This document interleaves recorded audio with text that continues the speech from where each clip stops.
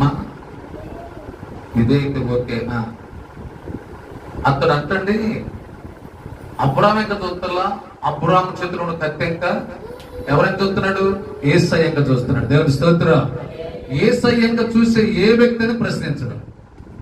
యేసయ్య వైపు చూసే ఏ వ్యక్తి అయినా ఎన్ని శ్రమలైనా ఎన్ని కష్టాలైనా పడతాడు కానీ ప్రశ్నించడు. అందుకని విశ్వాసము కర్తయు దాన్ని కొనసాగించు వాడిని యేసు వైపు చూచు. దేవుని స్తోత్రం. ఇస్సాకును ఎప్పుడైతే బలిపీఠం పుడుకోబెట్టాడు అబ్రాహాము, ఇక ప్రభు వైపే చూస్తున్నాడు. ఈ రాత్రి మన జీవితాల్లో నీవెప్పుడు కూడా ఎదుటి వ్యక్తి చూస్తే లోపాలు కనపడతాయి, ఎదుటి వ్యక్తి చూస్తే బలహీన కనపడతాయి, ఎదుటి వ్యక్తి చూస్తే ఎన్నో తప్పులు కనపడతాయి. ఈ రాత్రి మన జీవితాలు అందుకని మనలో వినయం లేకపోవడానికి, విధేయత లేకపోవడానికి కారణం అంటే మనం ఎంతసేపు